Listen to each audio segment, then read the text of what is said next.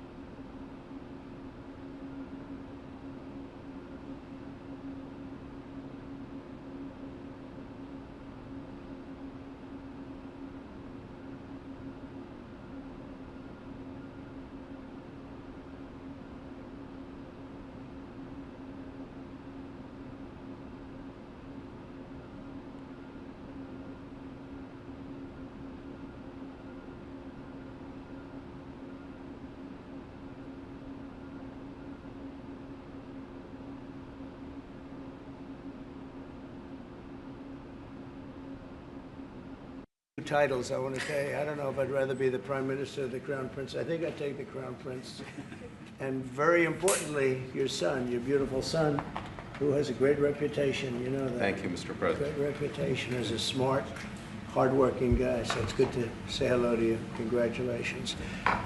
We've had a tremendous relationship, I have personally, with Bahrain over the years, and has been a fantastic ally. And anything they needed, we helped them, and anything we needed, they helped us. And we're going to be talking about a lot of different things, including the most perfect military maneuver that anybody's seen probably in 50 years, which took place a few weeks ago in Iran, knocked out their entire potential nuclear capacity. And it was obliterated. You know, I used that term. They said, well, maybe that's too much. I said, no, it turned out it was more than obliterated. They can't go back. And we're just really going to talk about some things, including trade. We're going to be discussing trade. We do a lot of trading with Bahrain. And we're going to have lunch after this, but we'll take some questions. At first, I'd like to ask the Crown Prince to say a couple of words. And he also has a father who's living and well and doing fantastically, as I understand it. He is. And somebody who's respected all over the Middle East and all over the world. And thank you very much for being here. Thank you, Mr. President. Thank you, one and all. It is indeed a great honor to be here on this fine morning to put into action the relationship that exists between our two countries. We will be discussing security issues, we'll be discussing trade and investment, which is very important. We're very happy to be announcing $17 billion worth of deals that are coming to the United States. And this is real. This isn't... it's real money. These aren't fake deals. These are real deals. They don't have to borrow the money. We don't have to borrow it. It's coming in. And it only builds upon a legacy that we're very proud of. We have had a relationship in the civil side between our two countries since 1893 and formally since 1948. So may it long continue, and we look forward to many, many more years of productive partnership. Thank you, Mr. President. We will have you that. honor us. We will have that indeed. We'll have many good years, and I'd say right now is your top year, and we appreciate the investment. It's a great. We left, as you know, Saudi Arabia. We were just there in Saudi Arabia, and Qatar was so great. Leaders great. We had UAE, and we had a couple of other visits, but all great places, and we left with $5.1 trillion of investment, and they all want to be investing in the United States. Yes. We have, I think we have over $16 trillion of investment coming in, which is a record, and we're only a little bit into the year. And let's say the first 2 months, I sort of took it easy because we had to fix up the Oval Office. I had to devote my time to fixing it up, but now we had to fix up our country. So we have, I think everyone is saying we have the hottest country now anywhere in the world. We were dead a year ago. We are a dead country. And now we have the hottest country anywhere in the world. And it's a great honor to have you here. Thank you, Mr. President. Any questions? On the developments in Syria at the moment. Well, I can comment. I think I'll ask Marco to say a few words on Syria.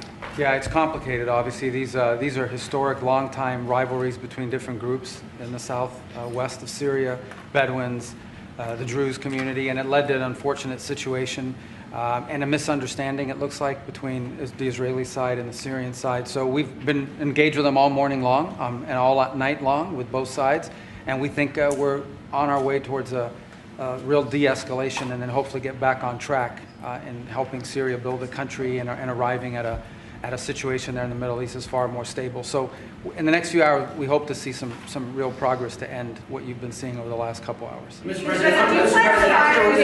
President, Jerome Powell, do you have plans, or if you're back considering firing Jerome Powell, and what's your justification if you're thinking about this to do this? Too late. He's always been too late, hence his nickname, Too Late. He should have cut interest rates a long time ago. Europe has cut them 10 times in the short period of time, and we cut them none. The only time he cut them was just before the election to try and help Kamala or Biden, whoever the hell it was, because nobody really knew. Obviously, that didn't work, but he tried to cut them for the Democrats, Kamala. And how did that work out? You'll tell me. It didn't work out too well, did it? But he's I think he does a terrible job. He's costing us a lot of money, and we fight through it. It's almost, the country's become so successful that it doesn't have a big impact, but it does hurt people wanting to get a mortgage. People want to buy a house. He's a terrible Fed chair. I was surprised he was appointed. I was surprised, frankly, that Biden put him in and extended him, but they did. So, no, we're not planning on doing anything. We're very concerned. He's doing a little renovation for $2.5 billion of the Fed, building a renovation, and they have a close to $900 million cost overrun, and it's a shame. But the biggest cost overrun is the cost overrun for interest rates, because we should be paying 3 points lower, and we would save $1 trillion a year in interest if that were the case. And all it is the stroke of a pen. And that goes for his board too, because his board is not doing the job, because they should try and rein this guy in. So he's doing a lousy job, but no, I'm not talking about that. Fortunately, we get to make a change in the next, 8 months or so. And we'll pick somebody that's good, and we'll pick somebody. I just want a fair job. We want to see lower interest rates. Our country deserves it. We're making a lot of money. We're doing great as a country. We have no inflation, record stock market, record business, record everything. Everything's a record now. We had the worst inflation in history under Biden, and now we have almost no inflation. We've done a great job, and we should have the interest rates cut. So you were saying the other day that Scott Bessent, you're so happy with him at Treasury that he's not your top option to replace Jerome Powell whenever that may be, whenever you decide what you want to do with him. Scott's doing a very good job. I'm very happy with Scott. Is Kevin Hassett on the top of your list? Kevin's somebody would consider. Kevin is fantastic, too. We have a lot of good people for that job. It's not a tough job, to be honest. Assuming you're smart, it's not a tough job. If you're a dummy, then I guess it's a tough job. But it might be one of the easiest jobs I've ever seen. And now on top of it, he's building a close to $3 billion little nest egg for himself. He's not doing the right job. We should be saving $1 trillion a year in interest. When he talks about cost, we should be saving. Think of it, $1 trillion a year. Add that with the tariffs and everything else. But he just doesn't want. He's a knucklehead. But we'll see how that. We'll see how he's listening to this. That's a strange conversation. But we like to say it like it is. But we have a lot of people that want that job very badly. And I'm only interested in low-interest people, frankly, because you don't need. I know. So they had the 71 different economists and people experts that they picked about a month ago. I was the only one, along with one person from maybe the Wharton School of Finance. The two of us got it right. 69 people, including Powell, got it wrong. And he wants to hire thousands of new people to help him decide where we're going in the future. It only takes one good mind. It doesn't take 5,000 good minds. So they're expanding the Fed. It's the dumbest thing I've heard of. But it's very autonomous. Just to follow up on that, sir, are you completely ruling out the idea of firing Jerome Powell? I don't rule out anything, but I think it's highly unlikely unless he has to leave for fraud. I mean, it's possible there's fraud involved with the $2.7 billion renovation. This is a renovation. How do you spend $2.7 billion? And he didn't have proper clearance, et cetera, et cetera. So that's going on. So there could be something to that, but I think he's not doing a good job. He's got a very easy job to do. You know what he has to do? Lower interest rates. Have you drafted a letter to send to PayPal if you decide that you are going to fire him? Have you drafted a letter? No, I haven't drafted a letter. So you didn't show a letter to Republican lawmakers last night? No, I talked about the concept of fire him. I said, what do you think? Almost every one of them said I should. But I'm more conservative than they are. Mr. President? No, we talked about it. In fact, we had 11 of the 12 people here yesterday, for a very big bill having to do with crypto, et cetera, and other things. And all of the votes are going with us, every single vote. But during the conversation, when we were talking about it, I asked, what would you do about that? They all said would fire him. Mr. Mr. President. President, Mr. President. Thank you for taking my question, sir. You were in Pennsylvania yesterday. You unveiled $92 billion worth of investments. One of those jumped out, though, $15 billion in Homer City to build the largest natural gas power plant ever. I was at the rally where you told Homer City residents that you would not forget them when the biggest coal plant in Pennsylvania closed down.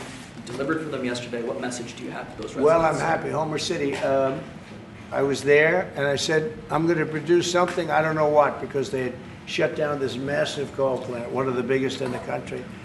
And it was just purchased by the gentleman that you met yesterday, a very substantial man. I don't know if he's maybe not as substantial as you, I'm not sure. But he's pretty substantial, you know who I'm talking about. And they're going to spend billions of dollars on rebuilding it, and it's going to be the largest plant of its kind in the world, I believe, actually in the world. And it's going to be great. So we really fulfilled that promise to Homer City. But it's to Pennsylvania, basically. I won Pennsylvania, and very conclusively won Pennsylvania. So I owe them a big debt of gratitude. But thank you for bringing that up. We raised 92. It's actually going over 100. So it'll be over $100 billion to be invested in Pennsylvania. It was Pennsylvania Energy Project. So we had, everybody was there. Larry Fink was there. I mean, everybody was there and done a great job. The senator did a great job. And we were very proud. That was a great meeting yesterday. Thank you very much. Mr. President, actually for each of you, so for the Crown Prince, are you planning on taking any of the Patriot missiles that you're going to receive from the United States and divert those to help Ukraine? We have no current plans, as we have an operational requirement inside Bahrain to keep them there for the present time. He's got plenty of them, too. And Mr. President, on the fentanyl bill, They're wonderful. They're wonderful pieces of kit. They work very well. American technology is the best. Yep. and on the fentanyl bill that you're That's signing. maybe the most important part of this. He has his choice of everything, and we make the best military equipment by far in the Bar world. none. There's nothing close, right? Bar none. Yeah, thank you.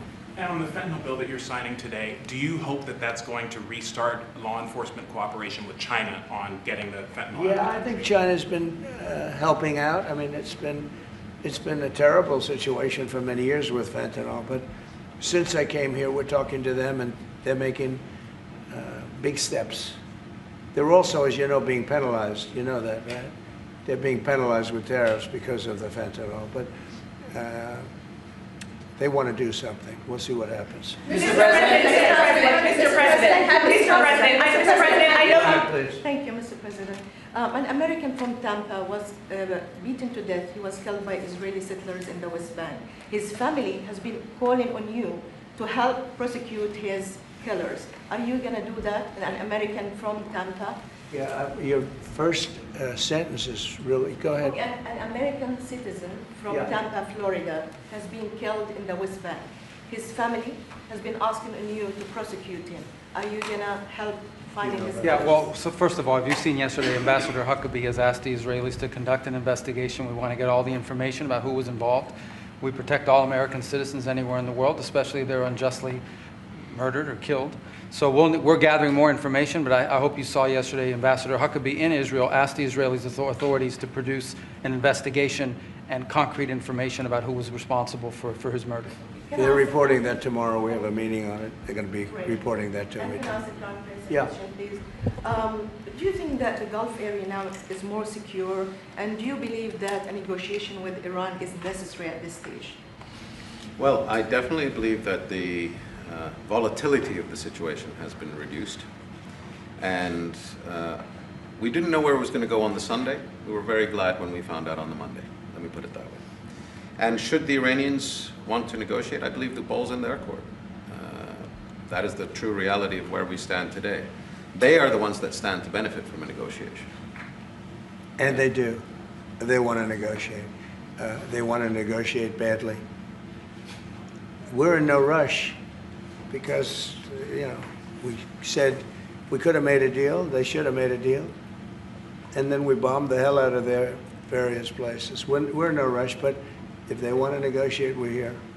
Yeah. Mr. President, I know you want to move past all this intrigue over the Epstein files, but I do want to ask you to clarify something you said this morning. You said this was all a hoax. Has your Attorney General told you this was a hoax? What evidence have you seen of that? It's not the Attorney General, no. I know it's a hoax. It's started by Democrats. It's been run by the Democrats for 4 years. You had Christopher Wray and these characters and Comey before him.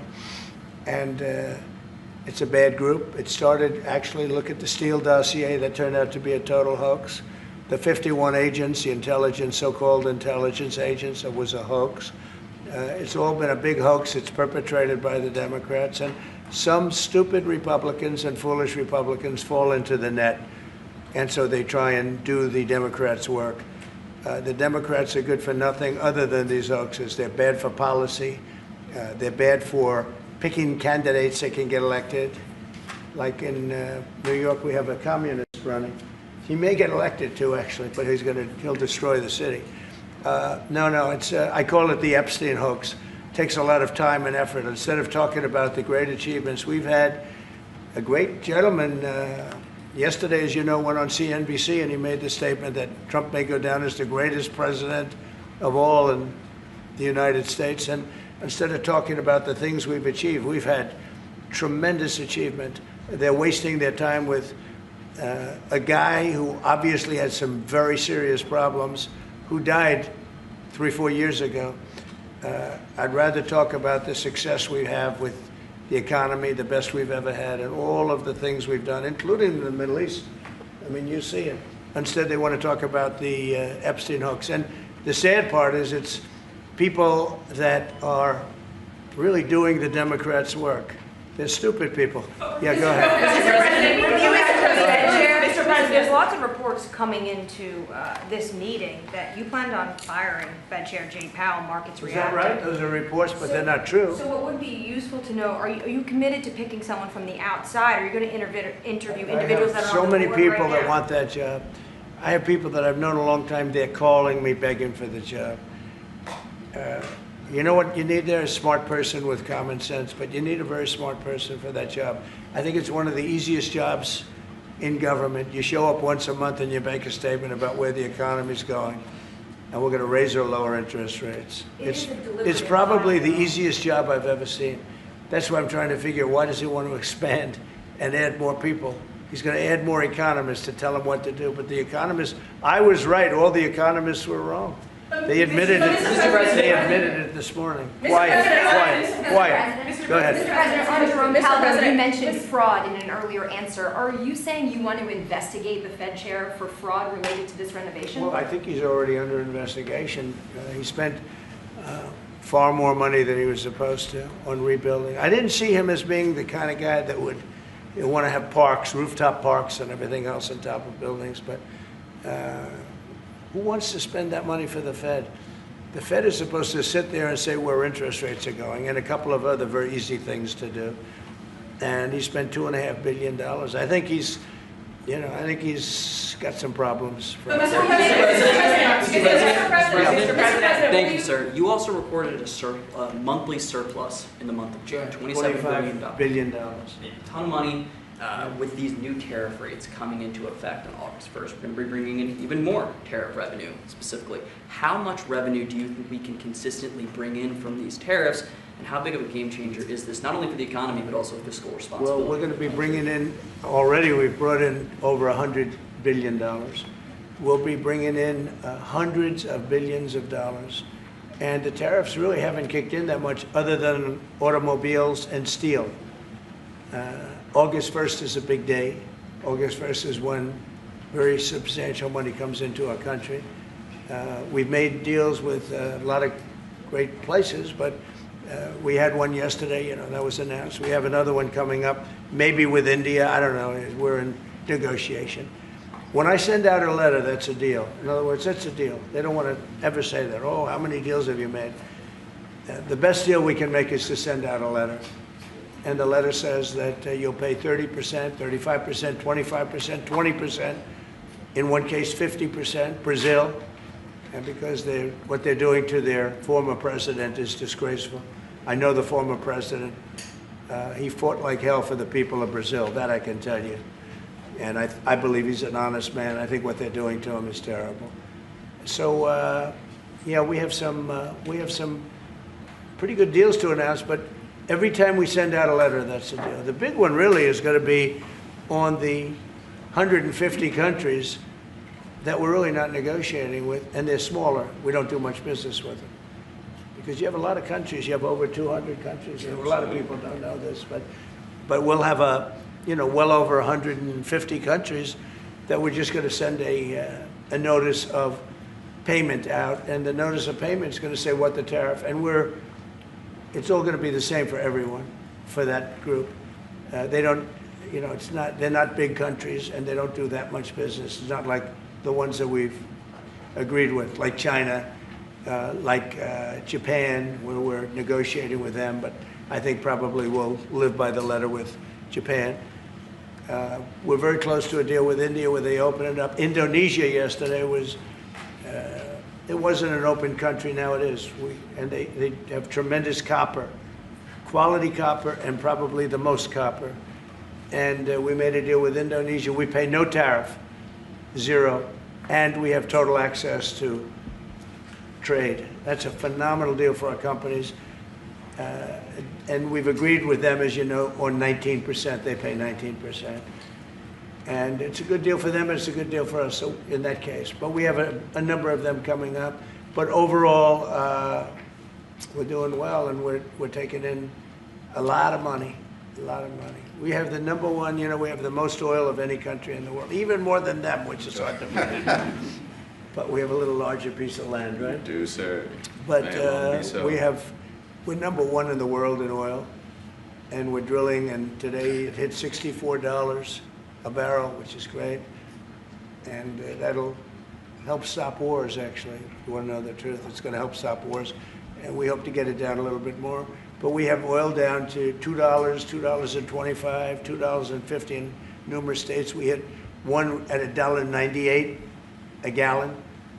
And that's a great thing. That's one of the reasons that inflation's in check. When you can do that, you stop the inflation. What Biden did is he ended our policies, went to his policies. He doesn't have a policy. Some lunatic around the desk had a policy. Whoever operated the auto pen had a policy, which is, by the way, I think the biggest scandal. That's the scandal they should be talking about, not Jeffrey Epstein. The scandal you should be talking about is the auto pen, because I think it's the biggest scandal, one of them in American history. So the economy is doing really well, and people are seeing it. Yeah. Mr. President, will you ask Attorney General Pam Bondi to release more documents to finally put this controversy to bed? Yeah, whatever's credible, she can release. If a document is credible, if a document's there that is credible, she can release. I think it's good. But it's just a subject. He's dead. He's gone, and all it is the Republicans. Certain Republicans got duped by the Democrats, and they're following a Democrat playbook, and no different than Russia, and all the other hoaxes. They're started by the Democrats, and some Republicans. In this case, I was surprised, but they got duped. But have you talked about it with her the last witness? President, first of all, remember your high-ranking officials, whether it's been your FBI director or Pam Bondi, they have made some inconsistent statements in the past. We've had. Well, I don't know. I can't speak about him, but I can say that Pam Bondi, I really think that she's done very good. She says, I gave you all the credible information. And if she finds any more credible information, she'll give that too. What more can she do than that? I mean, honestly, what more can she do? And we do have bigger problems. We have problems with millions of illegal people that came in here, and they're killers and murderers. We have 11,888 murderers that were allowed into our country by Biden, Sleepy Joe Biden, stupid Joe Biden. He allowed them into our country. And you know what? We got to do something about it. She's got a lot of things she's working on. And, it's very sad that somebody can be waylaid, that just get waylaid, but I think she's doing a great job, President. In your Truth Social this morning, you mentioned past supporters when you were talking about the Epstein issue. does that mean that you're effectively disowning any supporters who are now calling? I lost a lot of faith in certain people, yeah. I lost, because they got duped by the Democrats. The Democrats are good for nothing. They've done a terrible job. They almost destroyed our country. If I didn't get elected, all these numbers you're hearing about, they found $25 billion and another 25 is coming in and hundreds of billions of dollars is pouring into our country. And we just got the biggest tax cut in history. We just got the biggest regulation cuts in history. There'll be no tax on tips. There'll be no tax on Social Security. There'll be no tax on overtime. There'll be no tax on so many other things.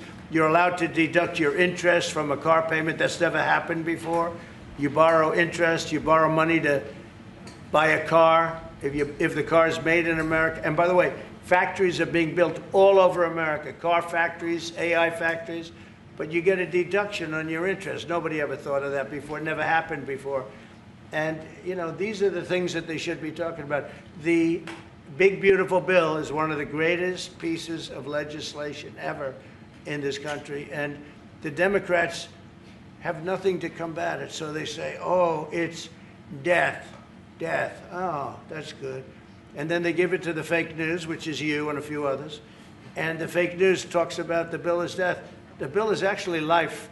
The bill is life, and it saves our country. This bill is incredible. Look at the results already. So we have $16 trillion being invested in our country. And this great gentleman and his family just came in with another billions of dollars.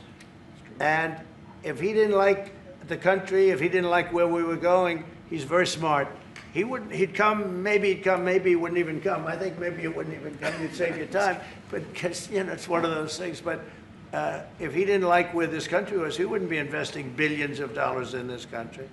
But think of it, $16 trillion, more than has ever been even contemplated before. And we haven't even started yet. So that's what I want to talk about. I want to talk about the success. And the Democrats have nothing to show for what they do. They almost destroyed. They allowed 25 million people to come into our country, gang members, jailbirds, from all over the world, not South America, from all over the world. They allowed them to come into our country from mental institutions, insane asylums, just walk right through. They couldn't come into your country. They couldn't come into any country in the world except our country.